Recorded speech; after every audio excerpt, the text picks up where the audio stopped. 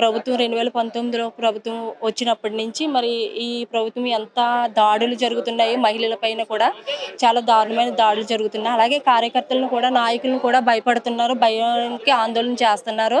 మరి బయటకు వచ్చి కూడా మాట్లాడలేని పరిస్థితిలో ఈనాటి ఈ రోజున ప్రజలు కనిపిస్తున్నారు. దానికి కారణం ఏంటంటే మీకు ఇల్లు పట్టాలు తీసేస్తాము, లేకపోతే పథకాలు తీసేస్తాను అని చెప్పేసి బెదిరిస్తున్నారు.